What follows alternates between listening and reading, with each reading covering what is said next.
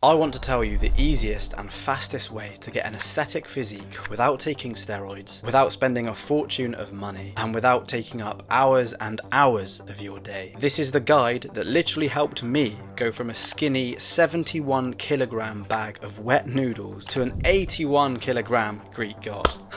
Self-proclaimed, of course. And I did all of this in just under 6 months. So if you want to achieve similar results and drastically enhance your life in a multitude of different areas, such as your testosterone levels, your confidence levels, your career, and success with the ladies, I'd suggest you listen very closely. Let me tell you a story. Around 6 weeks into my bulking journey last year, there was this particular day where I felt, for some reason, extremely unmotivated to go to the gym. I think I'd trained like 4 other times that week. I didn't sleep very well the night before. So, I was a bit tired and I was a bit moody. And of course, it didn't help that the weather outside was absolutely piss poor and miserable as well. But despite the way that I was feeling, I knew that I'd rather deal with some sort of short-term discomfort over having the long-term regret of skipping a workout. So with that in mind, I pushed myself to go anyway because I know how much better I feel afterwards when I go to the gym. And so I walk into the gym, I sit down on one of the benches, got my headphones on, and I'm probably playing some music on repeat over and over again, and I begin doing some overhead dumbbell shoulder presses. And now, because of how I was feeling on that day, my reps were falling short and my technique was all over the place, and I just felt a little bit weak, to be honest with you. And clearly this was obvious. Clearly it showed, because a guy who was in the same school year as me had noticed. And this guy, by the way, wasn't somebody that I was like friends with in school or anything like that. I mean, we knew each other from the corridor, like we'd probably say like, "Oh, you're right, mate," and stuff like that, but we weren't actually, hanging out with each other and stuff. But anyway, he approaches me and he starts telling me about how I could improve my form. And slowly but surely, this conversation escalated, and all of a sudden we were discussing other exercises, and we were spotting each other and pushing each other to work harder in the gym and stuff like that. And as you can imagine, that gym session ended up being an absolute corker, and it just reminded me of how grateful I am to actually be able to improve my body as a whole. So with that story in mind, how did I become more aesthetic, and how did I increase my muscle mass? And it pretty much comes down to this, my friend. Firstly, about incorporating broad cardio. And this is a term that, I'm not going to lie, I made up, so I doubt you've heard of this before unless you've watched other videos on my channel. But essentially, what broad cardio means is that you're not just doing cardio that focuses on the respiratory system like running does, because let's say you run on a treadmill, it's quite boring, and it targets your lungs, it targets your health, it's fantastic. But when we think about exercises that give you the best bang for your buck, running doesn't really do it, but these exercises here do, right? Boxing, rowing, skipping, jiu-jitsu, swimming, and sprinting. And the reason that these exercises are so good is because, as I've said, it's, in my own terms, broad cardio, because not only do they strengthen your respiratory system and your heart and your organs and your internal physique, but they also work on your muscle mass, right? Because you're targeting pretty much everything at the same time. You're targeting your muscles, you're targeting your mindset, you're targeting your internal physique, and honestly, they're just so friggin' amazing, right? Particularly boxing, because when you box and you get punched in the face, and it really builds your character, and it really makes you feel confident, and it really improves and increases your testosterone levels, which is so key for making yourself look more aesthetic. And this is what's going to allow you to get really defined and to be able to show all of the important muscles that are what make you look aesthetic. And I'll get into exactly what those muscles are in a second. But if you're able to do broad cardio twice a week, this is going to extremely improve your body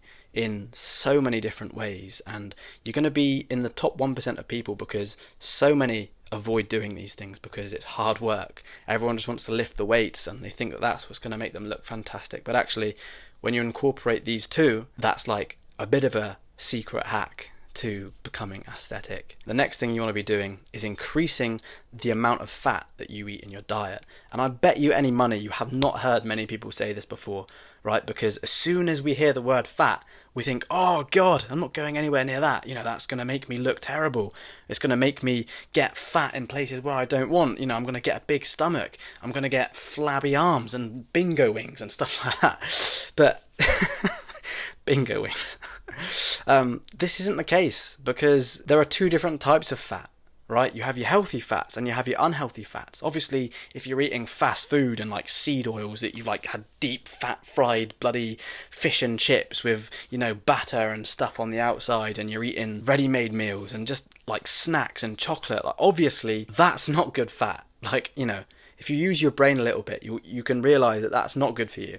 But you also have your healthy fats, and these are things like avocado, right? And nuts and extra virgin olive oil and salmon, dark chocolate, cheese and chia seeds. These are absolutely excellent for your body, and this is going to really make you look defined, okay? Because when you have a diet that mainly consists of carbohydrates, and you're eating a lot of like bread and like white pasta and white rice, as well as these unhealthy fats that I just spoke about, how do you think that's going to make your body look? Like, you're going to look bloated. You're not going to have any definition in your body. But when you eat healthy fats, this is going to allow you to stay lean, right? And of course, this goes hand in hand with increasing the amount of quality proteins you eat. And when I say quality, there is a reason for why I say quality, and that's because, similar to the fat, you have healthy fat and unhealthy fat, you also have quality proteins and not so quality proteins, right? So your quality proteins are things like eggs, chicken, steak and seafood like salmon and tuna and things like that. And the reason for why they're quality proteins is because of their amino acid profile. And I'm not going to get into too much detail about what that means, but essentially all you need to know is that the reason these are quality proteins is because your body is able to absorb all of the protein from that product, right? But when you have an unquality protein, if that's even a word, when you have a protein that's not that quality, let's say for example you're eating like a veggie burger or some white rice or something like that, and these products will have some protein in them, it's inevitable, but because of the fact that their amino acid profile isn't that high, you're not actually going to be able to absorb all of the protein from those food sources. So this is what baffles me, is that on a lot of food products that you'll see, in the supermarket and stuff like that, they have this thing where they just advertise protein on the box as though it's like going to improve their sales. And well, it obviously does, because people see that and they think, oh Christ, I'm going to get all of this protein from that food. But that's not necessarily the case, because the amino acid profile isn't high. It's not a full profile, which means you're not going to be able to absorb all of that protein. And that's why it's important to make sure that when you're eating protein, the protein is actually quality. And so the next thing that you want to be doing to increase the aestheticness of your physique is by focusing on the sexy muscle. And that sounds a little bit sus, but essentially what this means is, well, you can kind of use your Swede a little bit. What does it mean to focus on the sexy muscles? Pretty much the muscles that look the best, right? The muscles that are the most attractive. And these muscles are, as I've laid out, your lower abs, your arms, your upper chest, and your side delts, right? The way that you can achieve the aestheticness of these muscles, so let's start with your lower abs, is by doing some hanging leg raises, okay, and some bicycle crunches. And if you search up on YouTube how to do them, you'll find some great examples. I thought I could have made some videos to show you how to do it, but there are people on YouTube that are literally better than me, so why would you watch me do it when you can watch someone better do it? My advice is to go and check out a guy called Jeff Nippard, because he uses a lot of science when he talks about how to increase muscle mass, and he actually made a video about how to get lower abs, and these were the two exercises that he suggested, and it absolutely works. Trust me, it works. And these are hanging leg raises and bicycle crunches. He's going to teach you everything you need to know about that. The next muscle that you want to be working on is arms, so two exercises that are absolutely excellent for achieving big arms are incline bench dumbbell hammers and upright dips and tricep dips. And when you do the tricep dips, you want to be ensuring that your body is upright, not leant forward, because if your body is leant forward, then you'll be working more of the chest area, and obviously if you're more upright, you'll be working on your triceps. which is the whole purpose of doing dips for your arms. And also you want to make sure that your grip on the tricep dip thing is like as close as you possibly can be, because obviously if you're out wide, once again, you're not going to be targeting your triceps as much. And to improve your chest, particularly your upper chest, you want to be doing incline dumbbell bench press. And the reason I say upper chest is because this is what's going to allow your entire chest to look more fuller, right? You want to be targeting the upper chest because it is often a lot harder to target this area with other exercises. And the fourth muscle you want to be working on are your side delts, which is obviously right here, okay? And this is going to allow your shoulders to get wide, and it's going to allow your waist to look a lot slimmer. And this is what's going to give you, that V-taper physique, which is extremely aesthetic. And the way you can do that is by lateral raises. And actually, when you do these lateral raises, so let's say you have a dumbbell in this hand, a dumbbell in this hand, you don't want to be lifting them out sideways. You actually want to be leaning slightly forwards and then also lifting them slightly forwards as opposed to completely sideways. And this is going to really target the muscle that you want to be targeting. Once again, go and check out Jeff Nippard's videos because he explains it so much better than I do. Okay, and now for the fifth way that you can become aesthetic. My advice is to lift weights with 4 RIR in mind. And if you don't know what this means, let me just kind of break it down for you as easily as possible. Essentially, 4 RIR means that you do not work till failure. It means that you work until the point when you have about 4 reps left in the tank. And you do this for every single set. And the reason that you're going to do this is because when you constantly work to failure every single week, it's very easy for you to get injured, and it's very easy for you to get burnt out, and it's very easy for you to overtrain. And this is absolutely counterproductive. You do not want to get to this point. An ideal program would be set out like this. So on week 1, you'd work until the 4 reps in reserve range.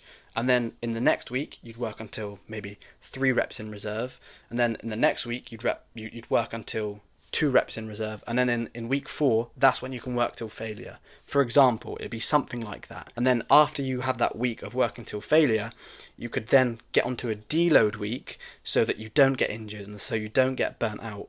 And after that deload week, you'll start again with 4 reps in reserve, and you'll keep doing that, and you'll work on a cycle. You do not want to be working till failure every single week for weeks and weeks and weeks because, like I said, it's counterproductive. So that's something you absolutely need to be on top of. And the last thing that you want to be on top of is your rejuvenation. So this is all about recovery. You need to know that you don't need to train for more than 5 days per week. And in fact, for a lot of people starting out, like when I first started out, I literally just started with 3 times a week, and that's more than enough. You don't need to be literally killing your body every single day, because like I said, it's going to be counterproductive and you're not going to be able to sustain that. And obviously, if you're not able to sustain it and you're not able to stay consistent, then how do you expect to grow, mate? It's just not going to happen for you. So you need to make sure that you're not overtraining. You need to make sure that you're giving yourself a chance to recover and that you're consuming protein within 20 minutes of working out, because this is going to allow your muscles to recover as quickly as possible, and they're going to consume all of the protein and rebuild efficiently. And of course, it goes without saying, another fantastic way to rejuvenate properly and really become aesthetic and allow your body to recover is by sleeping for 9 hours a night. Now, you could go online and, a lot of the studies and a lot of the articles and blogs out there will say, that 8 hours is sufficient. But the thing is, you might be an outlier. You might need more than 8 hours of sleep. And I personally feel like I might be an outlier. For example, if I only have 8 hours of sleep per night, I don't feel that awake the next day. But if I have 9 hours sleep, I feel so much better and I feel stronger, I feel more focused and alert. So you have to understand that not everyone's the same, okay? So these scientific studies and all this stuff doesn't apply to everybody. So you have to work out exactly what's good for you. Now, if you really want to speed up this process of getting a muscular body and getting into premium aesthetic shape, I would highly suggest that you go to the description and get my diet plan. It's free, by the way, because this is going to help you to increase your muscle mass as quickly as possible. And yeah, why would you want to waste any more time? Believe you can, and you're more than halfway there.